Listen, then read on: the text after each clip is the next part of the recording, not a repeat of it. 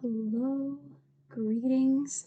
So I'm another learning assistant here to talk about cellular respiration and fermentation.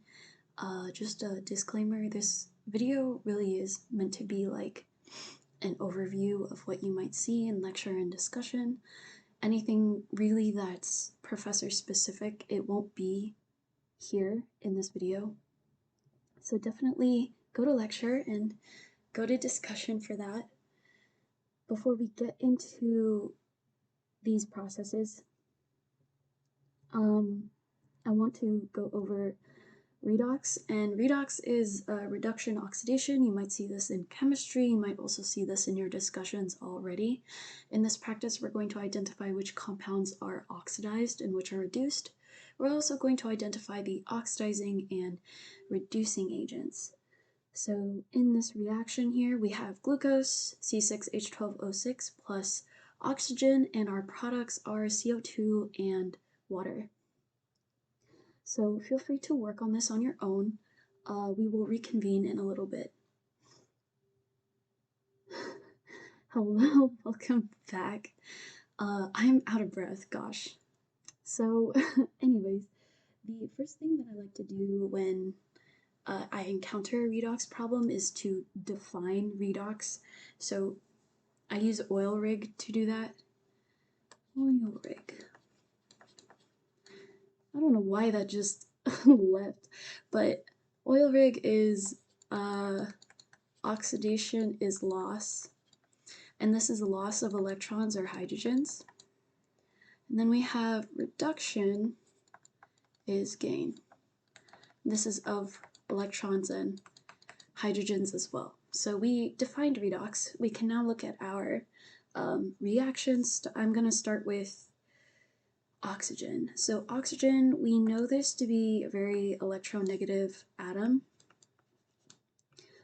Well, I should say compound because there's oxygen in its gaseous state. But what this means, an atom with high electronegativity, is that it has a very strong pull for electrons, right? So it's going to want to take electrons from somewhere else, and it takes electrons from glucose. Glucose is a compound among the compounds in this reaction to be in its most reduced state because of the hydrogens present. So a good trick in Biz2A to figure out what compounds are in their most reduced state or what compounds are in their most oxidized state is to look at the number of hydrogens or the charges on the compound. Glucose is going to be our compound in its reduced state in the context of this reaction, and it has electrons, hydrogens available to give away. Oxygen, also being a very electronegative atom, is going to want electrons, and it's going to take them from another source. So oxygen takes electrons from glucose. Doing this in another color. Boom. And in doing so becomes reduced. So this is the reduction part of our reaction. You can see that oxygen has 0 hydrogens, but it went from having no hydrogens to having some in water. So you can see that oxygen became reduced to water. What is coupled with reduction, you may ask? That is oxidation. So glucose, because it has electrons to donate, to give away, it loses its electrons, hydrogens, so glucose becomes oxidized to CO2. This is the oxidation part of our reaction. So we know the movement of electrons. We can answer these two questions now. So the compound that is oxidized, that's going to be our glucose. Our compound that's reduced, that's going to be our oxygen. You can see this based on how we've defined oxidation and reduction, how we've seen the movement of electrons, hydrogens within the reaction. What are oxidizing and reducing agents, though? So, reducing agents, these are compounds that can donate electrons, hydrogens. They can give away their electrons, hydrogens, therefore becoming oxidized. So, glucose is going to be our reducing agent. Glucose has the ability, I shouldn't say ability, but glucose can give away its electrons, hydrogens to another compound, that being oxygen, therefore becoming oxidized into CO2. The compound that, oxidizing agents, sorry, I read the wrong thing. Oxidizing agents are the opposite. They are compounds that can accept electrons from another source, therefore becoming reduced. So oxygen would be our oxidizing agent. For the opposite reason, right? It gets electrons from glucose, therefore becoming reduced to water. Okay, nice job, y'all. So here's an overview of redox. These are just some things that I personally think are important to know in the context of cellular respiration and fermentation. So redox is everywhere, especially in metabolism, and in this process, electrons are released by an electron donor. In our practice problem, we saw this to be glucose. And then these released electrons, they're transferred to an electron acceptor. In our practice problem, we saw that as oxygen. The energy released by this process is what powers our cells. This is in the context of glucose oxidation.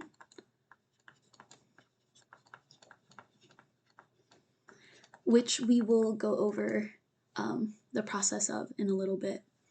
I also want to talk about reducing power. And you might see reducing power like this.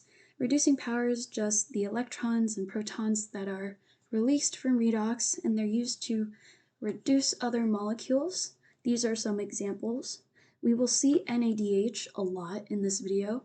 NADH is what we represent as reducing power for cellular respiration and fermentation. We will not see NADPH.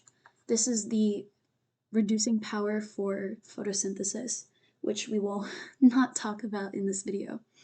And last but not least, redox reactions must balance. Okay, another thing that I want to talk about that I've only mentioned once in the previous slide is metabolism. Metabolism is the set of life-sustaining chemical reactions within cells. This includes catabolic reactions and anabolic reactions. Catabolic reactions, this is the process of breaking down large molecules. And this process is exergonic, meaning our delta G, our Gibbs free energy, is negative.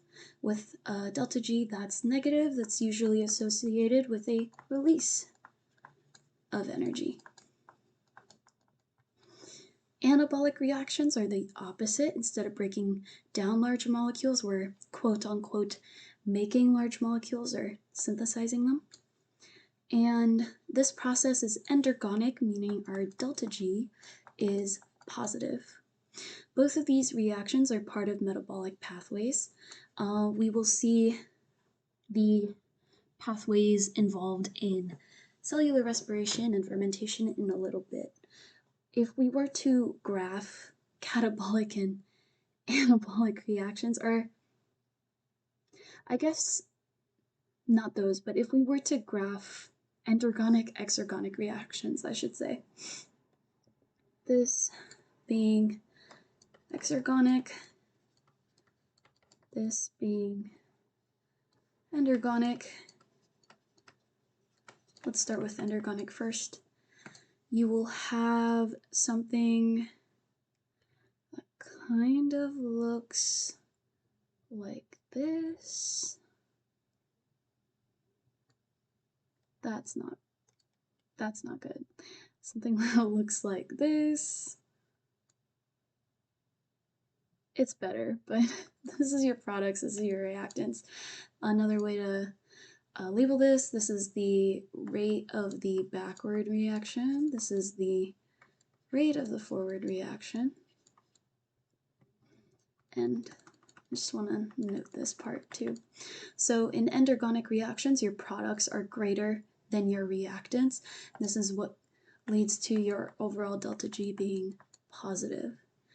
Exergonic reactions, something that looks like, oh gosh, something that looks like this.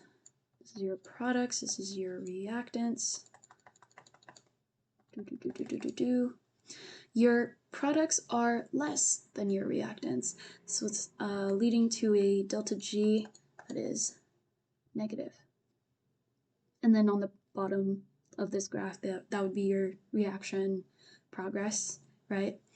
So we can move on. Another thing in metabolism to keep in mind is ATP's role in these processes. ATP is adenosine triphosphate, tri meaning 3, for its 3 phosphate groups. You can see the 3 phosphate groups here, and they are connected by phospho and hydride bonds. You can find these bonds here, here, and here. This arrow is just pointing to the phosphate. Other parts of ATP, we have your nitrogenous base. This is going to be your adenine group. This is your ribose. Your ribose group is a sugar, and it has 2 OH groups, 2 hydroxyl groups in it. These phospho and hydride bonds, going back to it, they can be broken via hydrolysis. So if you remember hydrolysis is the reaction that uses water. It is an exergonic reaction. So our delta G for hydrolysis is going to be negative, and that is associated with a release of energy.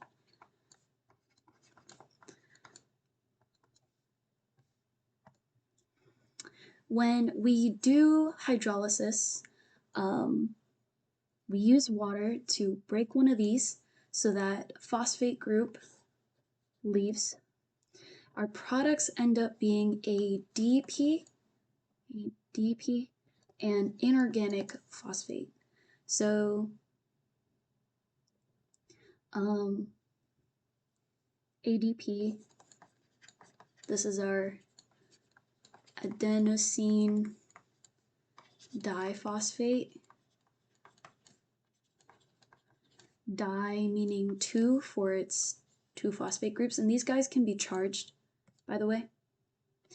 If we wanted to break this, oh, this is supposed to be D. If we wanted to break this down even more, we would get AMP, adenosine monophosphate, mono meaning 1 for its 1 phosphate group. And what you'll see later in cellular respiration and fermentation is that this hydrolysis of ATP, that being an exergonic reaction, it is coupled with other biochemical reactions within the metabolic pathway. So reactions being coupled in metabolism is really important. You can't have one without the other. And it also helps in indicating what compounds get oxidized and what compounds get reduced if you ever encounter it in a exam problem. Yeah, okay, now we can actually get into this process. So I want to mention a disclaimer. The cellular respiration that we will be talking about for majority of this video is going to be aerobic cellular respiration. So what this means is that we have an outside electron acceptor, that being oxygen. This is going to be our major electron acceptor, our ultimate electron acceptor for cellular respiration, aerobic cellular respiration, I should say. We also have anaerobic respiration. And you can probably guess, in anaerobic respiration, we still have an outside electron acceptor, but it's not going to be oxygen. It's going to be another compound, and sulfur is an example. In some organisms, they can do respiration, except they use a different electron acceptor, possibly sulfur or another compound. So there are two different respirations here that you will get familiar with in Biz 2A. For this video, we're going to be talking about this one for the most part. The use of oxygen as the electron acceptor in cellular respiration. I say electron acceptor a lot. Electron acceptor, that is our compound that can accept electrons from another source.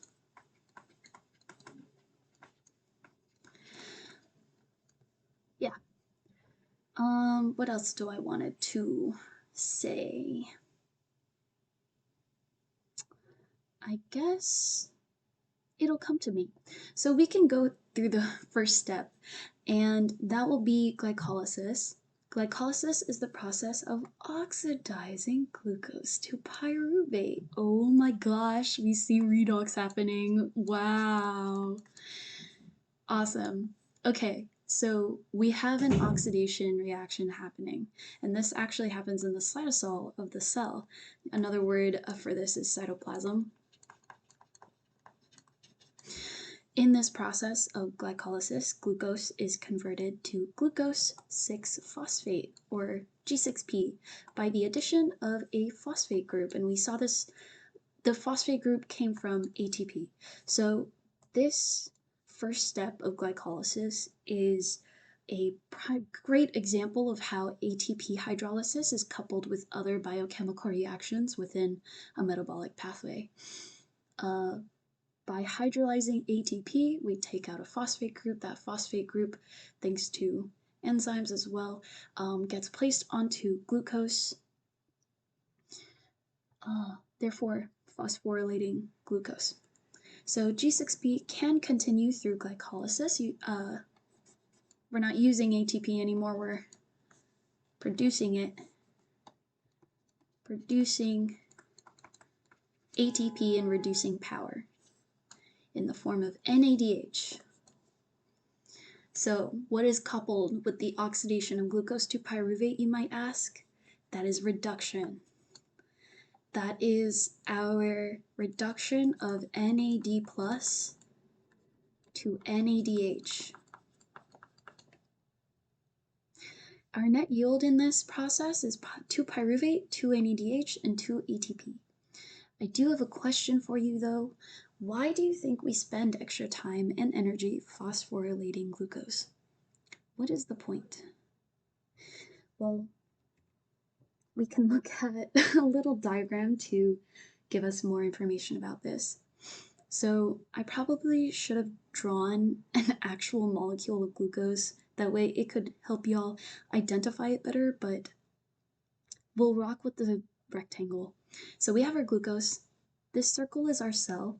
Let's take the very thick line here as our membrane, cellular membrane. And there are a couple rules with cellular membranes. Membranes can let uncharged polar molecules through with the help of proteins. So glucose can enter the cell with the help of proteins. The membrane also allows non-polar substances through, does not have to involve proteins. Membranes do not let charged things through. So we just mentioned that glucose can enter the cell. So here's glucose here. To be honest, what is stopping it from leaving? Just as is. Nothing really. It can leave the cell. But we don't want that, right?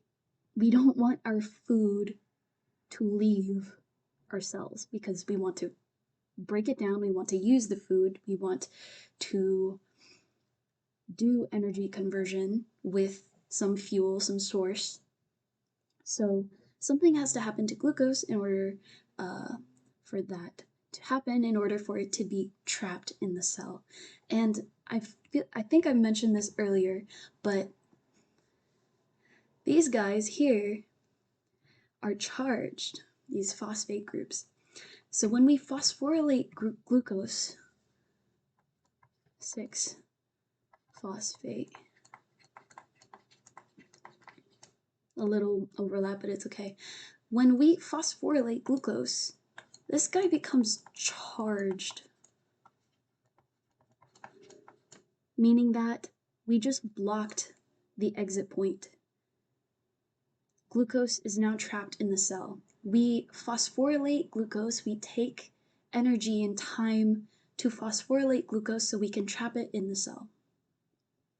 This also allows glucose to go down its concentration gradient so we can absorb more glucose inside the cell. We can absorb more glucose from outside the cell, taking it inside the cell, I should say. So let's do a recap of glycolysis. In glycolysis, we learned that this is a process of oxidizing glucose to pyruvate. We can put up top, this is glycolysis. With the oxidation of glucose, we also get other reactions that are involved. We use ATP in the very first step to phosphorylate glucose so that we can trap it in the cell. We also make some reducing power. And we make ATP as well. We get, oops, I am undoing that. We get a net to ATP from this process, as we've mentioned here. You also get some reducing power and some pyruvate. Okay, so this is glycolysis. And notice glycolysis is a multi-step process. There is a lot of reactions involved in glycolysis, a lot of enzymes involved in glycolysis too. I do not specify all of the reactions involved in glycolysis. For the most part, you are not expected to memorize every single reaction that happens in glycolysis. What you're expected to know is the importance of this process and how it works in our cells. I would say this, for the most part, is a good thing to remember about glycolysis, that we're oxidizing glucose to pyruvate, and coupled with that is a reduction reaction getting our reducing power and making a 2 net ATP, and also having to use ATP in that first step to keep glucose inside the cell. Okay, so before we get into the next part of cellular respiration, it's good to look at the mitochondria. In your discussion sections, y'all go over cellular respiration, and you're required to make some concept maps. I think knowing the general parts of the mitochondria is a really good thing just for your concept maps, and also good thing to know. It's good to know where these different parts of cellular respiration are happening in the mitochondria. Not all organisms that do cellular respiration have a mitochondria. In the case of eukaryotes that do aerobic cellular respiration, we're just going to look at the mitochondria where it happens. So the first thing that I want to label is this interior here. This is going to be the mitochondrial matrix. This here is going to be our inner membrane, our mitochondrial inner membrane. Here is the outer membrane of the mitochondria, and here is the intermembrane space. And the intermembrane space is not just here, right? It's this entire space, I would say. Entire space. So mitochondria, we define this as the powerhouse of the cell, and it is our place of energy conversion. We learned in glycolysis that, in the glycolysis slide, I should say, that it happens in the cytosol. So here is glycolysis again.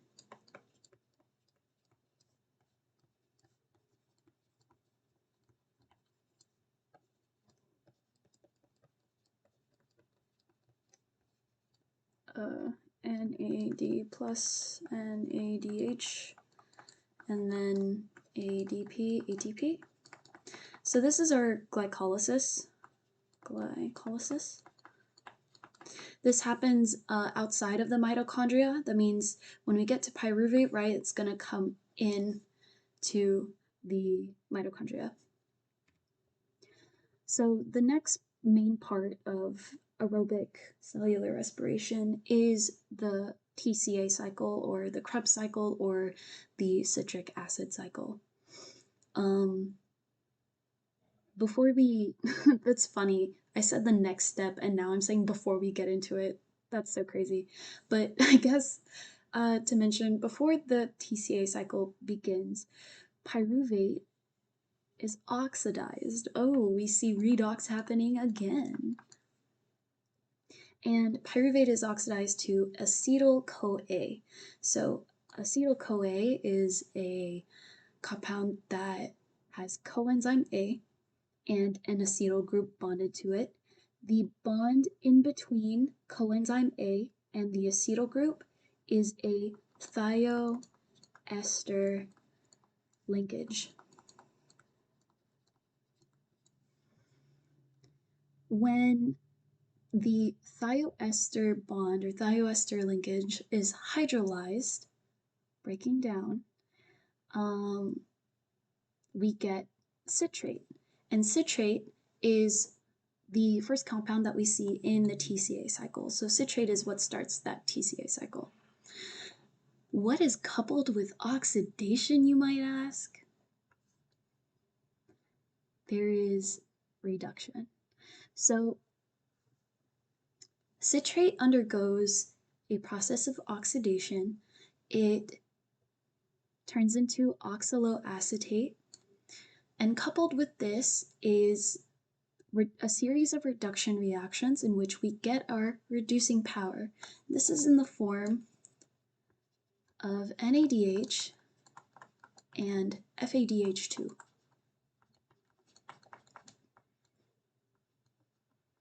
FADH2. This happens in the mitochondrial matrix. So if we go back to the last slide, we are in here, mitochondrial matrix. We also get ATP, and this is generated via substrate-level phosphorylation. So substrate-level phosphorylation is the formation of ATP from ADP and an intermediary. So this is one of the ways that we can synthesize ATP. There is another way that we can synthesize ATP, which is oxidative phosphorylation, and that happens in the electron transport chain, the ETC. In the citric acid cycle, this is our net yield. We get a lot of reducing power. We also get some ATP, and this is where we see our first series of products in aerobic cellular respiration. CO2 gets exited. Okay, so that was a lot of text. We can now go over, I guess, citric acid cycle using some diagrams. So before we enter the citric acid cycle, we go through pyruvate oxidation. And in this process, we have pyruvate, and it gets oxidized to acetyl-CoA. In order for this to happen, we have CoAsh. So let me do this in another color. We have CoAsh. So CoAsh is coenzyme A bonded to an SH. This guy reacts with pyruvate and releases some carbon dioxide. We also get some reducing power out of this, NADH. So when we react CoAsh with pyruvate, we get acetyl-CoA with CO2 taken out. Acetyl-CoA has that thioester linkage right here. Thioester linkage or thioester bond. When we hydrolyze the thioester linkage, when we use water to break this bond, we get citrate. Let me put citrate over here. Citrate. The hydrolysis of the thioester bond, that is exergonic. It is associated with a release of energy. That energy is used to fuel the TCA cycle. So we have citrate coming in, and it gets oxidized to oxaloacetate. And this cycles, hence the name, citric acid cycle. Coupled with the oxidation of citrate to oxaloacetate is reduction. So we have reducing power being made here. There's a lot of reducing power. We also have our substrate-level phosphorylation, ADP to ATP. With substrate-level phosphorylation, you might see that with different compounds like CDP to CTP or GDP to GTP. These guys are equivalent to ATP. The difference is the nitrogenous base that's used. So this is guanine, the guanine base, this is the cytosine base, this is the adenine base. For the most part in BIS2A, you're just focusing on ADP to ATP and vice versa. So this is your substrate level phosphorylation. We also have more reduction here, FADH to FADH2, and some up here, which I'll just put over here, NAD plus to NADH. Again, I did not put every single part of the TCA cycle on here. For the most part, you're not expected to memorize all of that. The main thing you should know is that there is oxidation reduction happening in the TCA cycle. We see oxidation going from citrate to oxaloacetate. We see reduction in that we're generating reducing power, NAD plus to NADH and FADH to FADH2. We also see substrate level phosphorylation. So this is the main thing. Summary. I said summary. Wait, what did I say?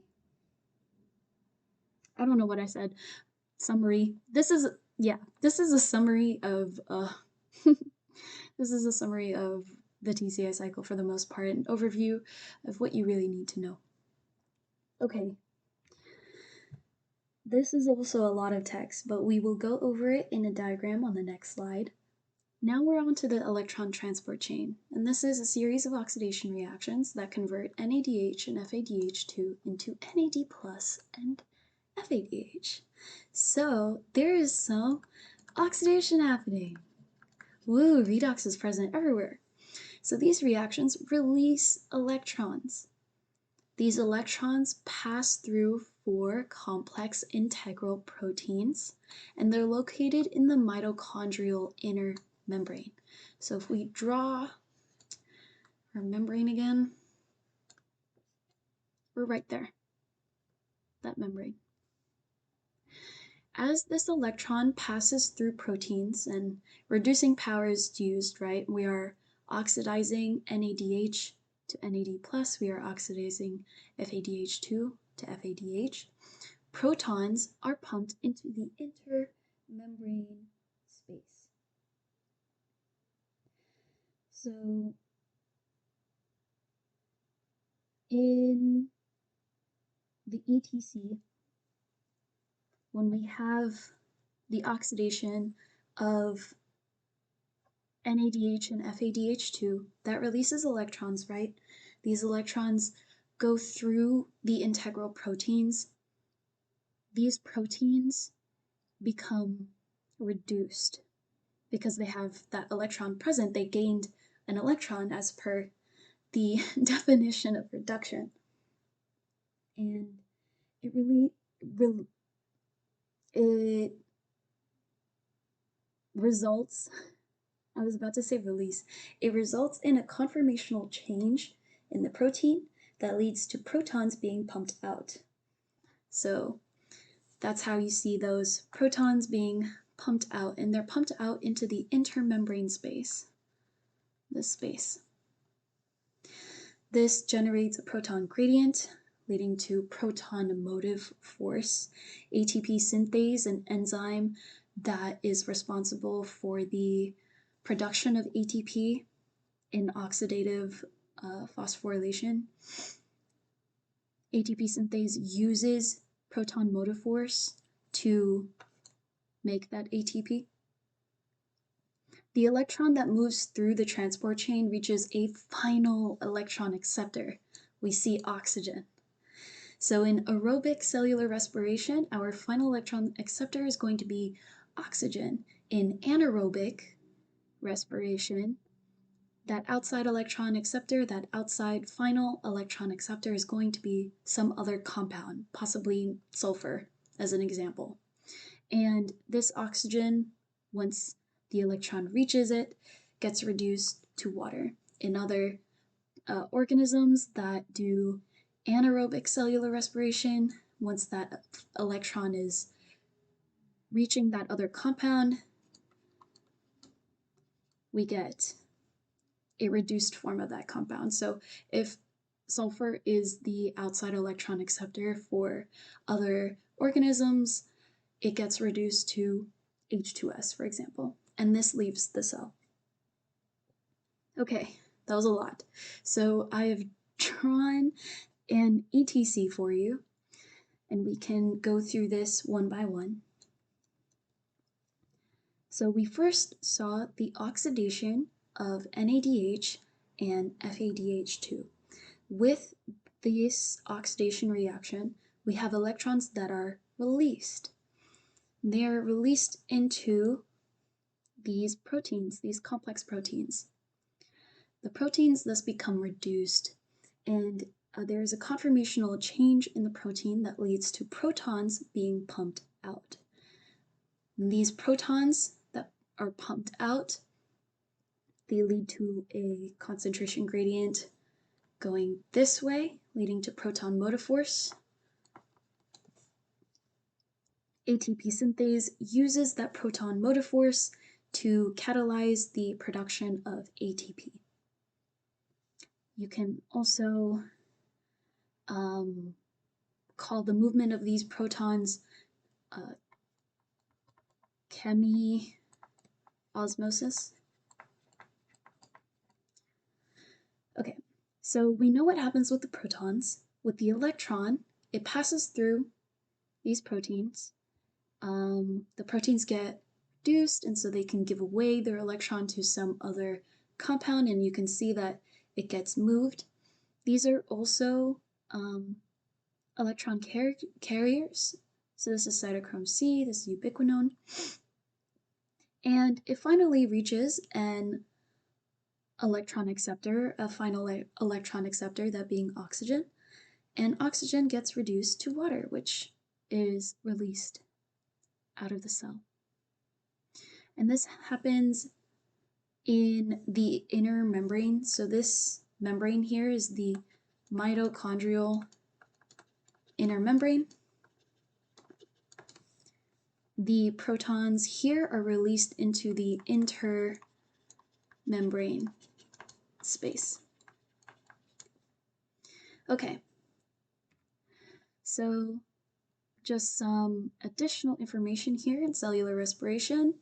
I should say aerobic cellular respiration. Our ultimate electron donor is reduced carbon. This is our glucose. And our ultimate electron acceptor is oxygen. So electron donor, right? That is our compound that can give away electrons to another compound. Electron acceptor, that is our compound that can accept electrons from another source.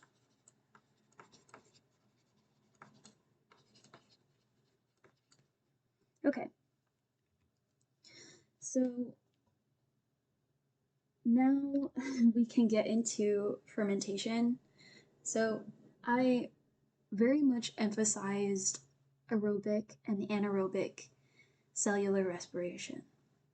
With fermentation, what I want to emphasize here is that we're dealing with an anaerobic process,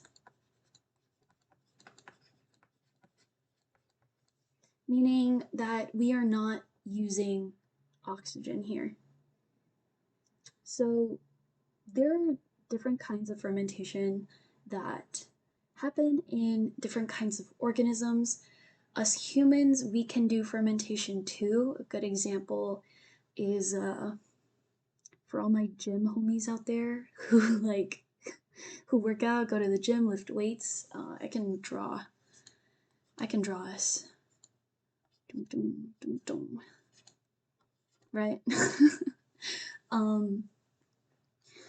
At a point in your workout, you might be lifting really heavy, you might be lifting really quickly, you might be lifting for a very long time, and eventually you start to feel a burn during your exercise. Usually we associate the burn as a good thing because it means that our muscles are being actively engaged, and it will eventually result in muscle growth. And really what happens is our body, when doing high intensity physical activity,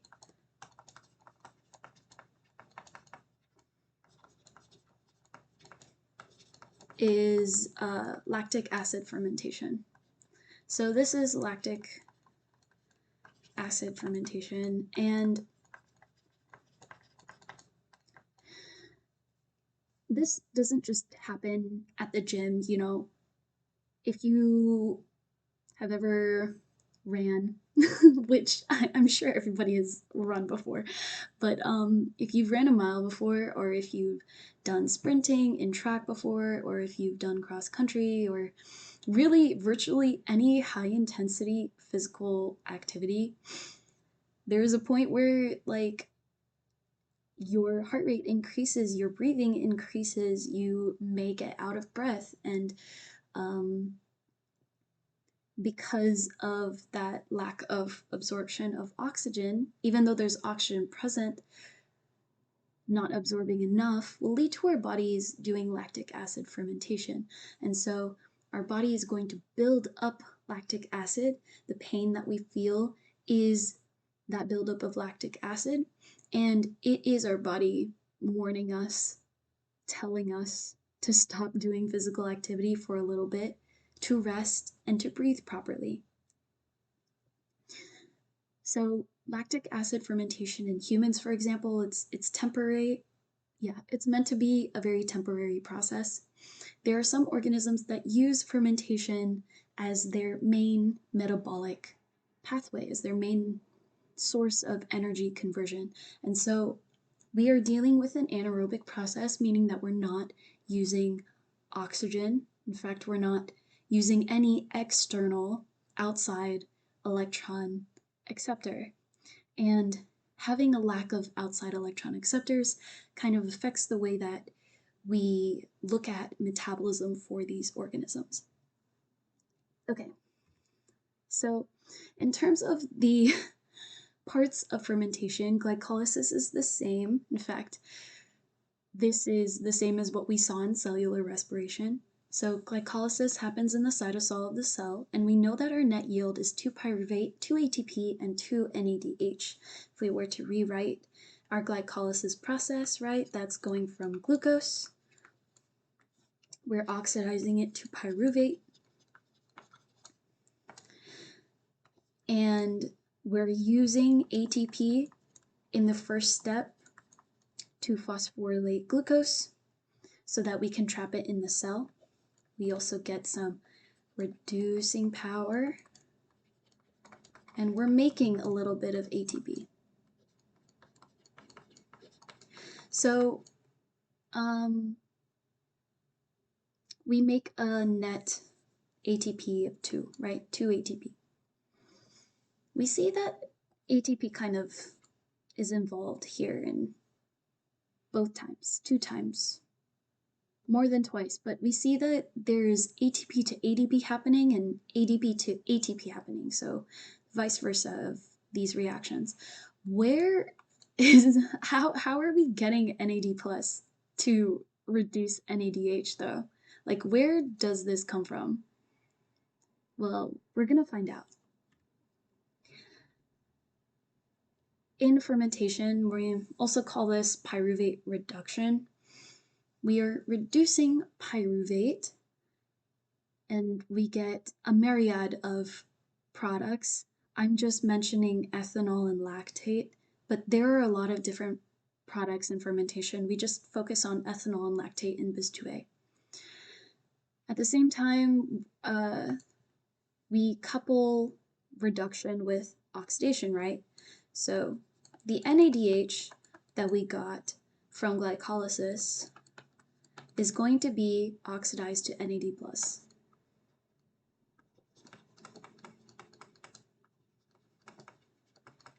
Right?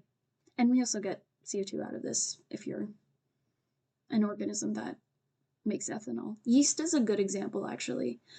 They make ethanol, but that's not the only product, right? Neither is lactic acid or lactate.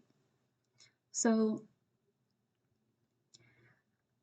if we were to rewrite glycolysis again, that being our glucose to pyruvate,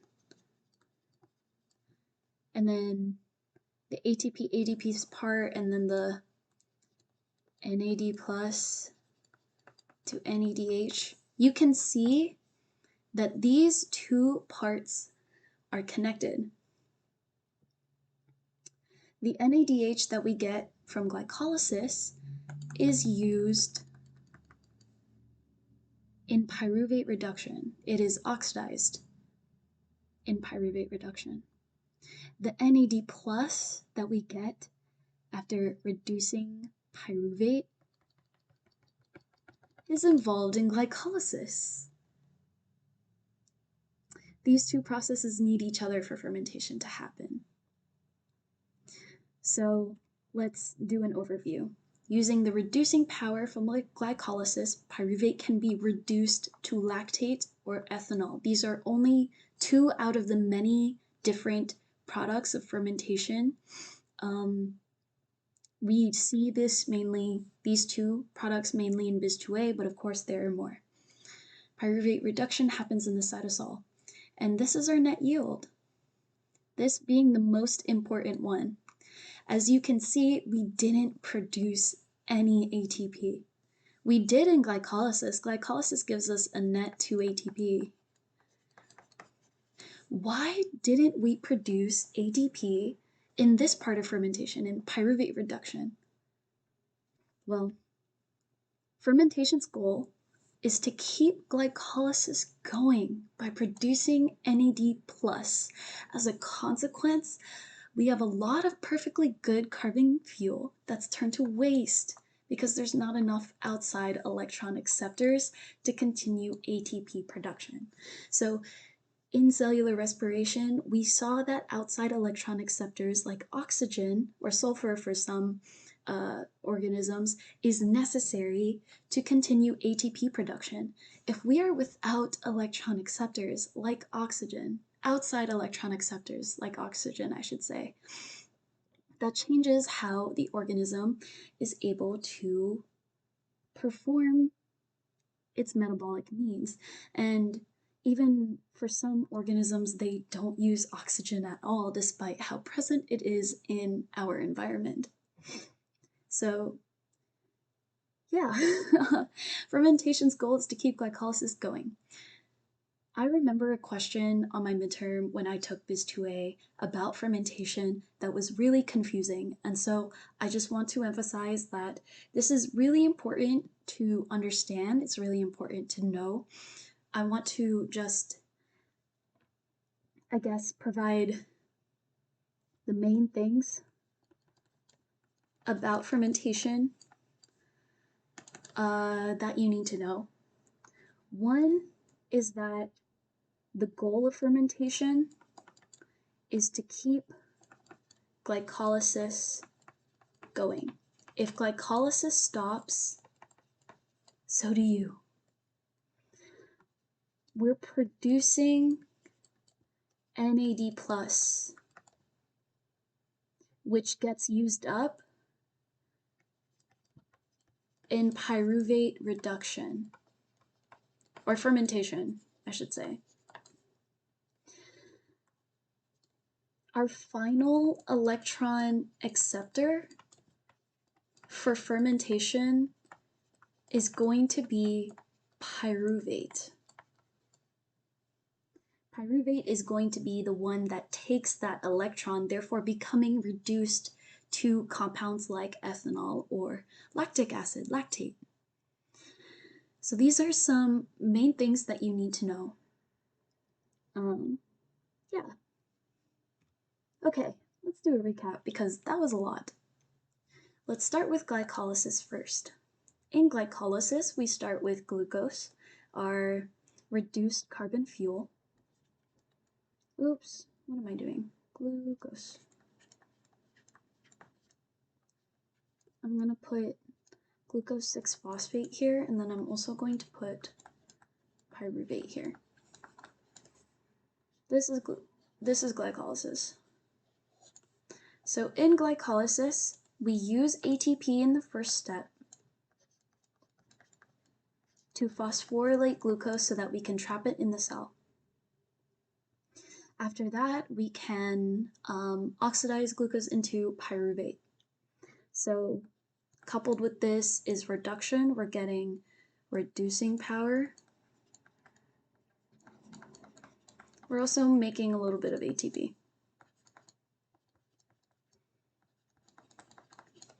So this is glycolysis,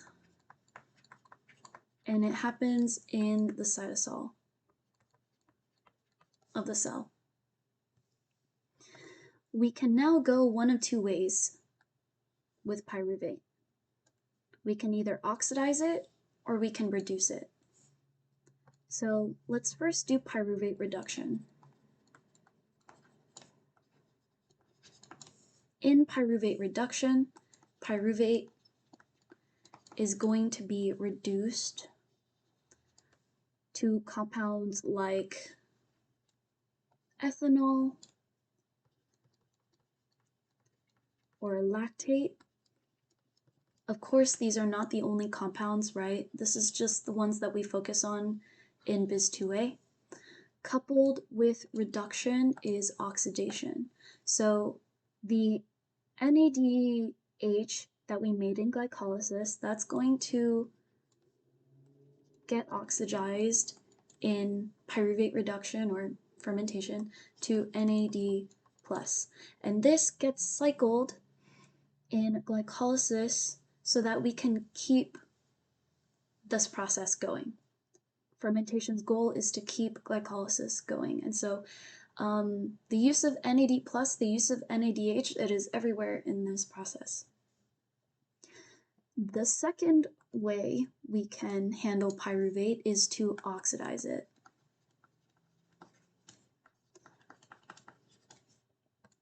So with pyruvate, we're going to oxidize it to acetyl-CoA. And then this also turns into citrate, which gets involved in the TCA cycle. But let's do pyruvate oxidation first. So in pyruvate oxidation, we put in coenzyme A bonded to an SH group. This reacts with pyruvate. We also get some reducing power, NAD+ to NADH. CO2 leaves the cell. I don't really have space here. And then we get acetyl-CoA. Remember, acetyl-CoA has a thioester linkage right here in between coenzyme A and the acetyl group. When we hydrolyze that thioester linkage, an exergonic process that releases energy, we get citrate. And citrate is going to be involved in the TCA cycle, which happens in the mitochondrial matrix.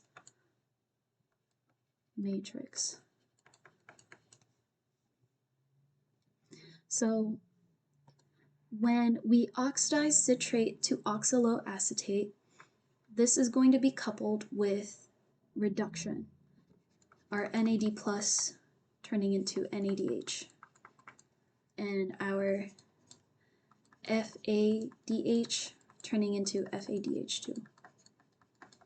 We also get substrate-level phosphorylation, our ADP to ATP. This is not all of it. There's some here too. And then there's another one here. But you get what I mean. Okay. From here, we can move on to the electron transport chain. And this happens in the mitochondrial inner membrane. So we have a lot of things happening here that eventually get us ATP. That being our oxidation of NADH to NAD+, and our oxidation of FADH2 to FADH. This releases electrons that passes through the complex proteins within the inner membrane. These proteins release protons that generates a gradient leading to proton motive force, which ATP synthase uses to make ATP. At the same time, that electron acceptor that passes through the proteins eventually reaches our final electron acceptor, that being oxygen, and oxygen gets reduced to water, which is released in the cell. Okay. That is your cellular respiration and fermentation processes. This is just a very chaotic concept map for you. In discussion, you are required to make concept maps. You are not supposed to make concept maps like this.